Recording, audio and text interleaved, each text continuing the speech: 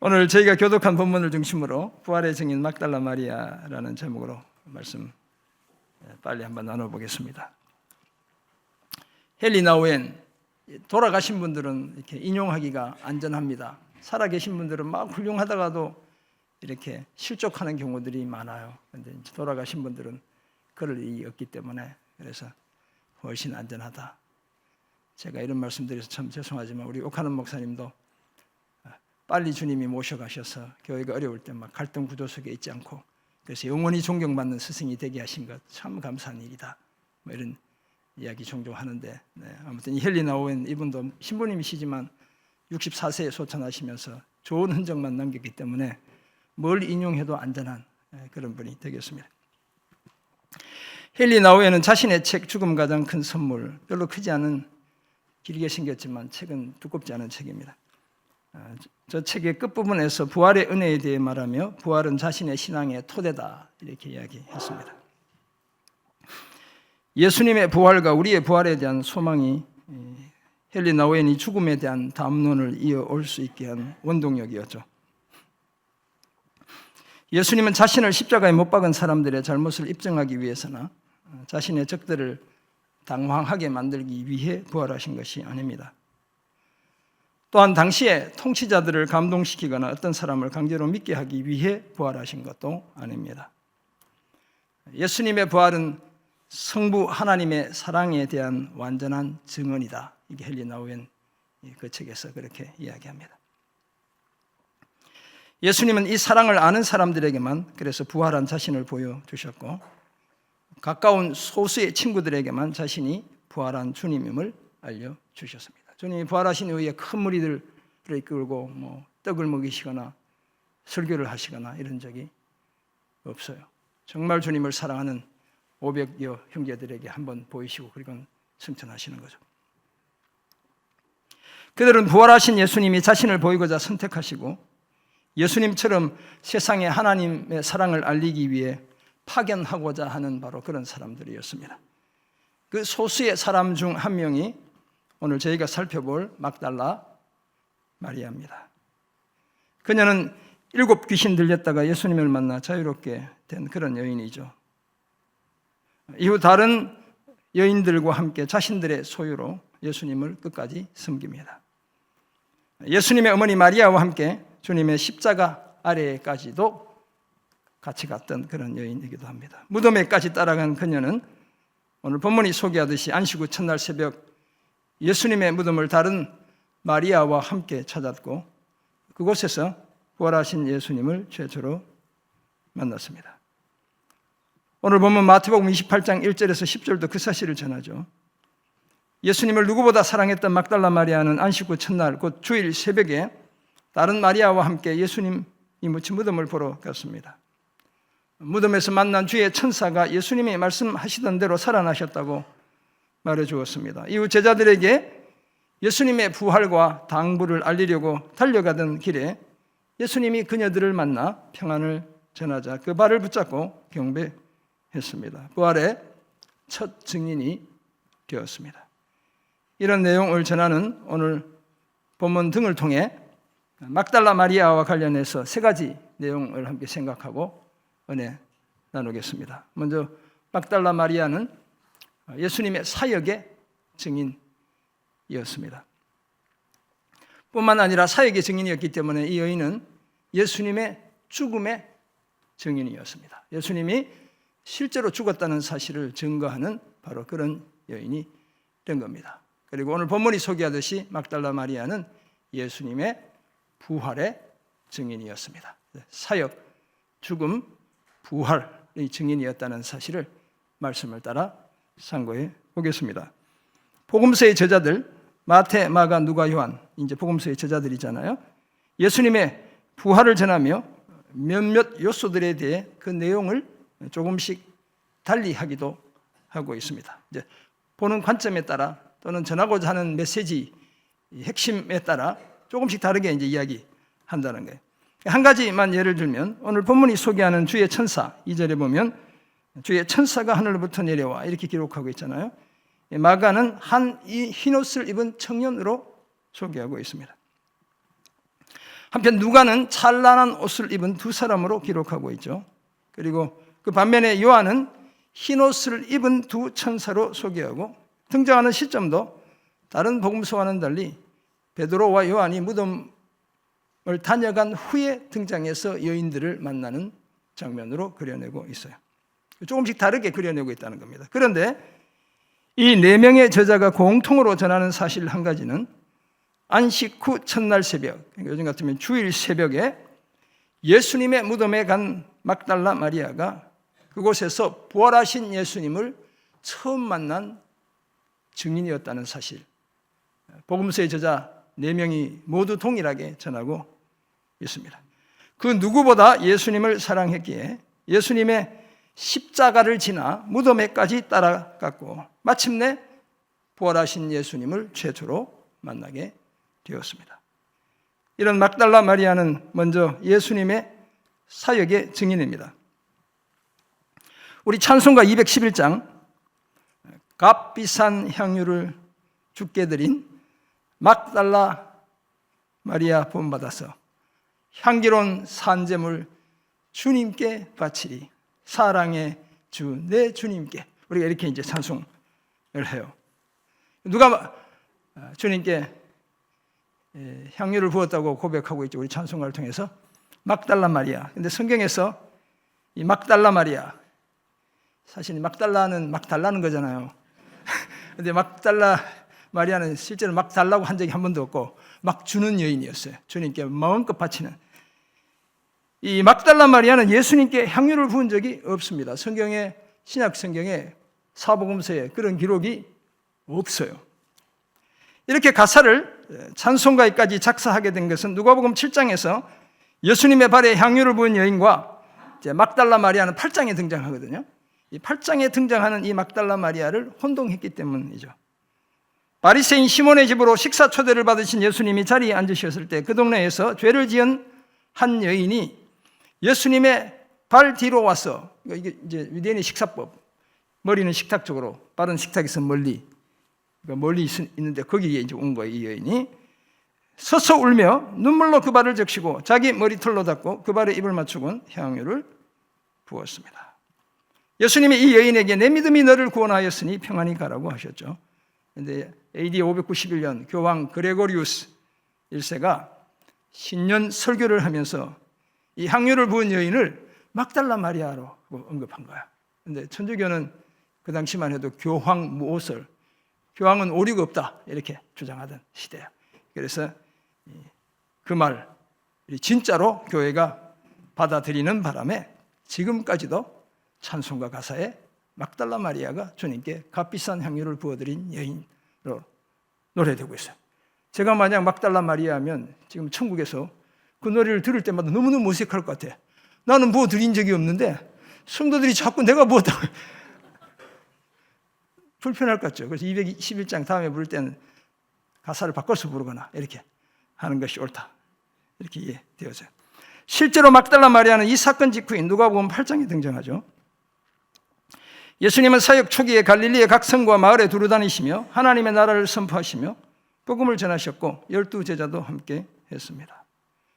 누가복음 8장 2절 3절은 그때 12제자들 외에 여자들도 예수님의 사역에 함께 했다는 사실을 전하며 그 중에 한 사람으로 막달라 마리아를 소개합니다.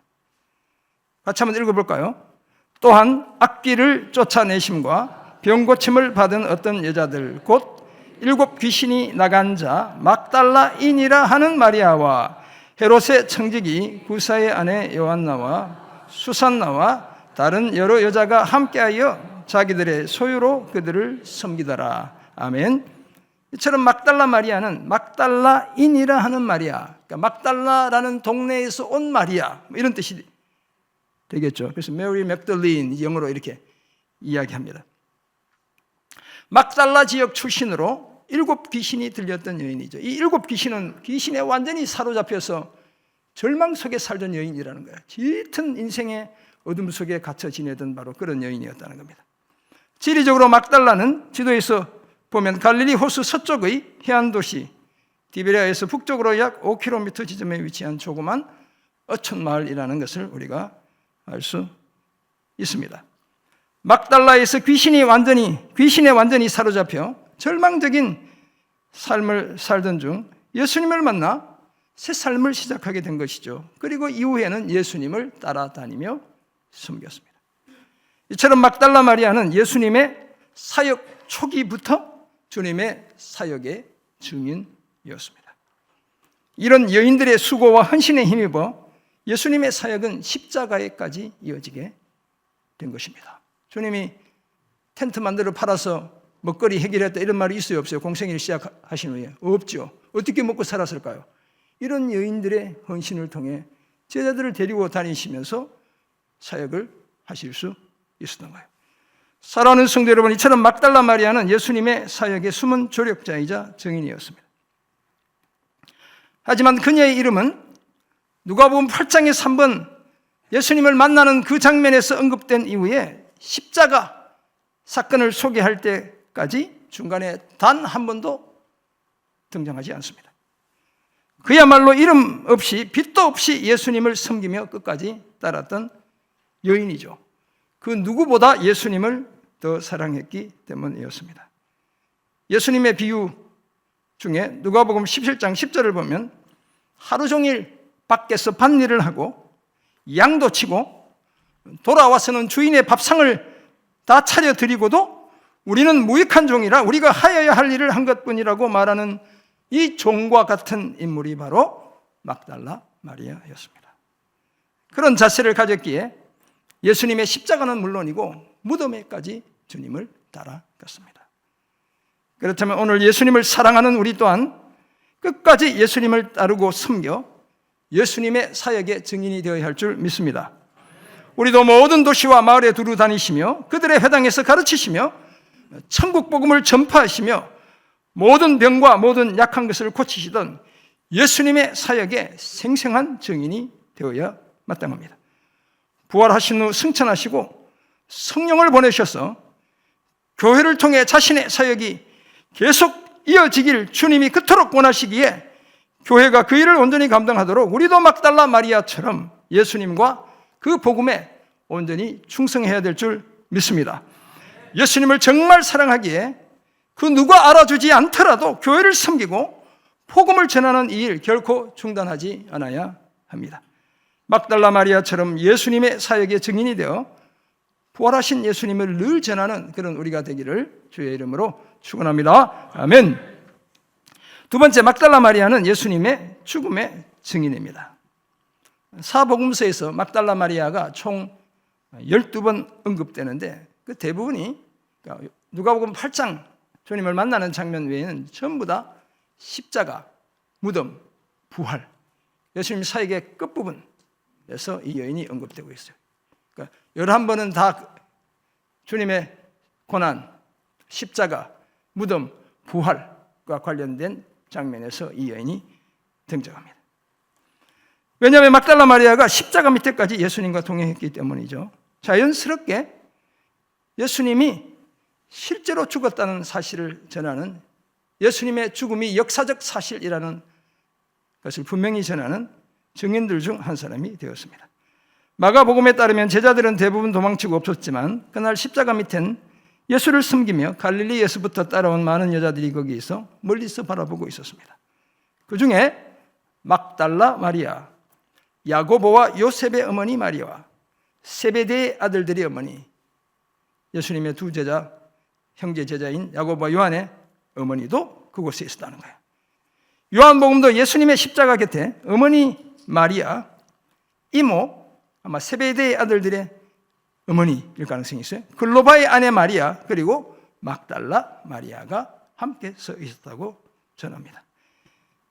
마태복음 27장 61절에 따르면 이 막달라 마리아는 다른 마리아와 함께 부자 아리마대 요셉이 제공한 예수님의 무덤에까지 따라갔고 그 무덤을 향해 앉아 예수님의 죽음을 슬퍼했습니다. 아마 예수님의 시신을 안치하던 모든 사람이 다 떠난 다음 혼자 외롭게 남아 그 무덤을 향해 무덤 속에 계신 주님을 생각하며 울며 앉아 있었을 거예요. 그토록 사랑했던 예수님의 빈자리가 너무나 크게 느껴졌기 때문이었습니다.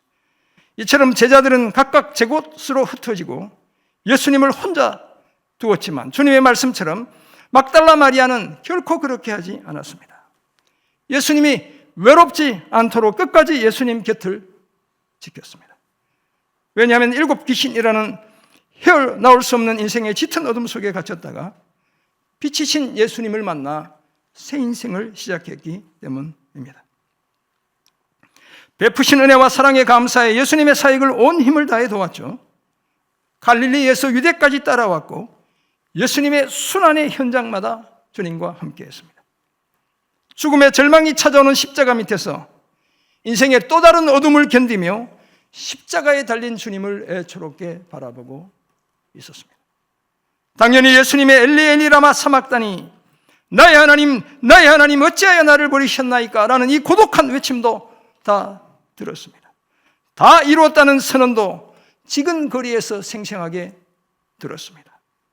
이후 아리마대 요셉과 니고데모가 예수님의 시신을 수습하는 모습도 다 지켜보았죠.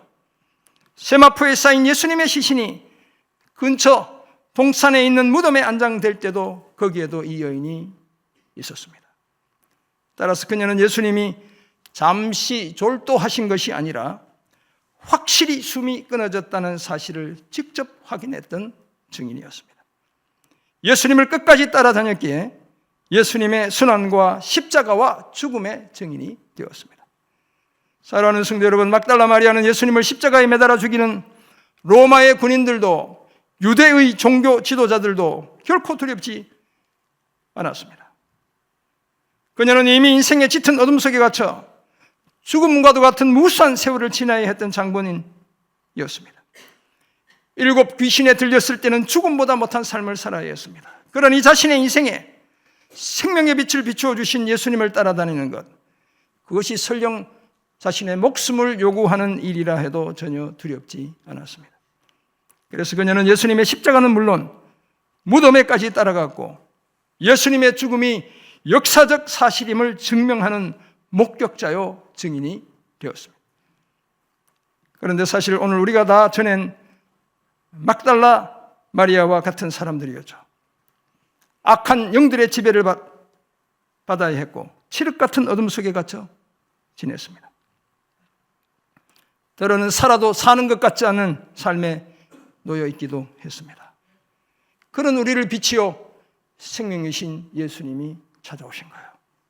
우리 삶에 빛을 비추어 주셨고 그 따스함이 스며들게 해 주셨습니다. 악한 영들로부터 벗어나게 해주시고 죄를 용서해 주시고 하나님의 자녀로서의 새 삶을 시작하게 해 주셨습니다.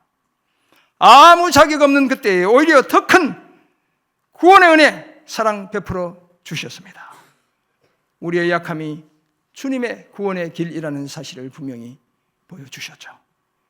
이런 은혜를 경험한 우리가 해야 할 일이 있다면 우리도 막달라 마리아처럼 예수님을 끝까지 따라가는 것입니다. 십자가도 무덤도 마다하지 않는 것입니다. 그래서 우리도 예수님의 고난과 죽음의 증인이 되는 것입니다. 막달라 마리아처럼 평생 예수님의 죽음의 증인으로 살아가는 우리 모두가 되기를 주의 이름으로 축원합니다. 아멘. 끝으로 막달라 마리아는 예수님의 부활의 증인입니다. 오늘 보면 1절에 따르면 안식일이 다 지나고 안식 후 첫날이 되려는 새벽에 막달라 마리아와 다른 마리아가 예수님의 무덤을 보러 갔죠. 예수님이 숨지신다는 금요일입니다. 안식일 전날, 안식일은 6월절이고 그러면 유대인들은 해가 지는 통상 6시 이후부터 이제 날이 시작되기 때문에 그러면 토요일 저녁까지가 이제 안식일인 거죠. 그러면 토요일 밤부터 그 다음 월요일 밤까지가 이제 새로운 날의 시작인데 요즘 같으면 우리 막달라 마리아가 주일 아침 새벽에 이제 주님의 무덤에 가게 된 거예요. 큰 지진이 나며 주의 천사가 하늘로부터 내려와 돌을 굴려내고 그 위에 앉아 있었습니다. 천사의 형상이 번개 같고 그 옷은 눈같이 휘었다고 말합니다. 지키던 자들이 천사를 무서워하며 떨며 죽은 자들 같이 되었습니다. 아마 그 능력, 그 영광에 압도당했기 때문입니다. 아니면 거룩한 존재, 하나님의 메신저가 와 있기 때문에 자신들의 죄가 극명하게 대조되었기 때문일 수도 있겠어요. 천사가 무덤에 찾아온 여자들에게 너희는 무서워하지 말라. 십자가에 못 박히신 예수를 너희가 찾는 줄 내가 안다 라고 말하죠. 그리고 계속해서 그가 여기 계시지 않고 그가 말씀하신 대로 살아나셨느니라. 와서 그가 누우셨던 것을 보라고도 했습니다. 또 빨리 가서 그의 제자들에게 이르되 그가 죽은 자 가운데서 살아나셨고 너희보다 먼저 갈릴리로 가시나니 거기서 너희가 배우리라 하라며 보라 내가 이것을 너희에게 분명히 말한다고 했습니다. 그 여자들이 무서움과 큰 기쁨으로 감정이 교차하고 있다는 것을 우리가 알 수 있습니다. 무덤을 떠나 제자들에게 알리려고 다름질을 했습니다. 거룩한 존재인 천사를 만났기 때문에 무서웠고 예수님의 부활 소식을 들었기 때문에 한없이 기뻤던 거예요. 그때 부활하신 예수님이 그녀들을 만나 평안하냐라고 하셨고 여자들이 나아가 예수님의 발을 붙잡고 경배했습니다. 우리 성경이 평안하냐 이렇게 이제 해서 주님이 니네들 평안해 이렇게 물은 것처럼 생각되지만 헬라 성경은 명령이에요. 평안할지어다.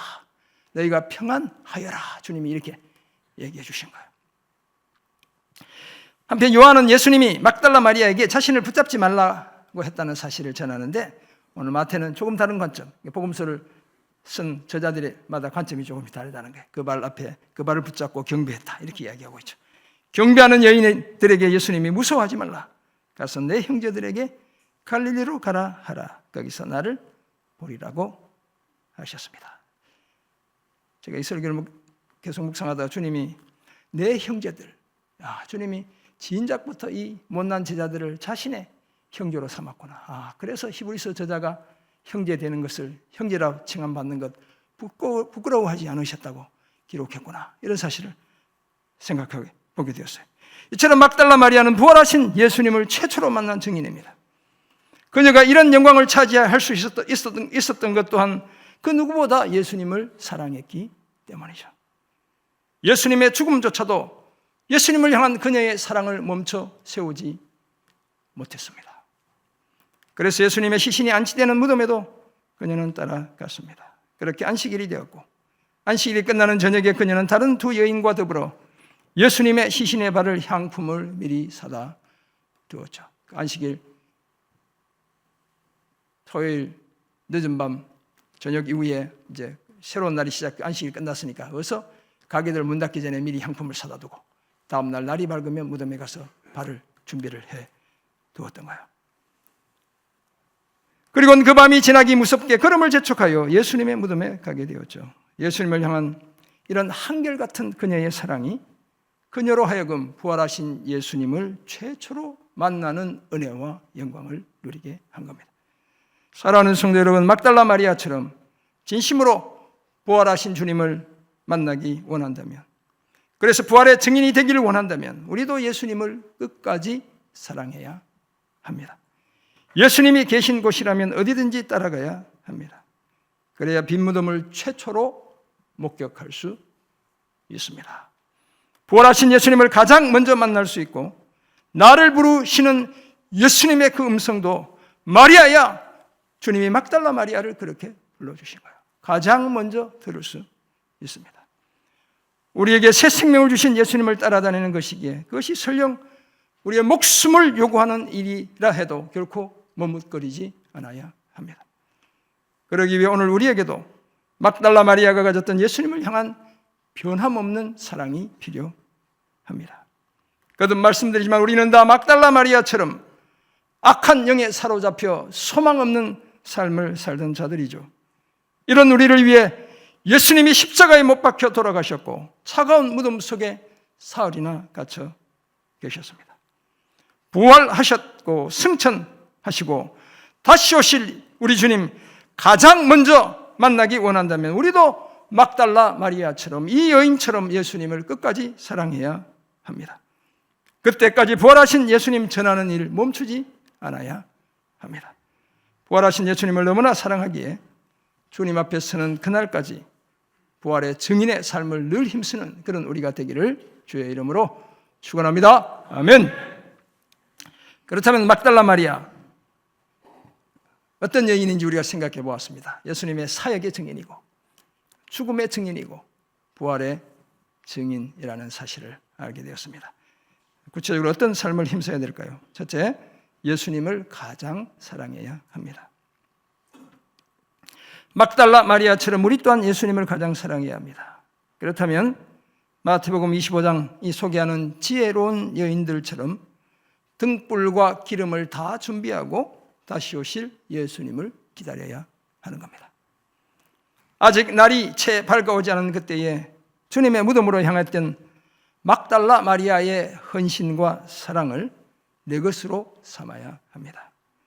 그런 그녀가 빈 무덤과 부활하신 예수님의 첫 증인이 되었습니다.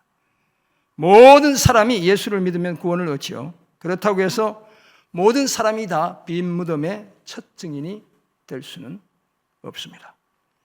예수님을 자신의 삶의 최우선 순위에 두고 진심으로 예수를 사랑하는 그 사람만이 무덤과 부활의 첫 증인이 될 수 있습니다. 이제 우리 모두는 다시 오실 예수님을 기다리는 주님의 자녀들인 줄 믿습니다. 그 예수님이 가장 먼저 만나기 위해 예수님을 가장 사랑하는 그런 저와 여러분 되시기를 주의 이름으로 부탁드립니다. 아멘. 두 번째 적용점, 부활하신 예수님을 전해야 합니다. 사실 우리는 모두 이미 부활하신 예수님을 만난 사람들이죠. 예수님은 더 이상 무덤에 갇혀 계시지 않습니다. 이제 예수님은 생명과 빛으로 죽음과 어둠의 권세를 이기신 능력과 영광의 주님입니다. 그러므로 예수를 믿는 우리는 더 이상 어둠에 갇혀 지내지 않아야 합니다. 오히려 생명력 넘치는 빛의 자녀로 매일매일의 삶을 감당해내야 마땅하죠. 이런 우리가 해야 할 일이 바로 부활하신 예수님을 전하는 겁니다. 왜냐하면 예수 외에 하나님께 이르는 생명이 이르는 길이 없기 때문이죠.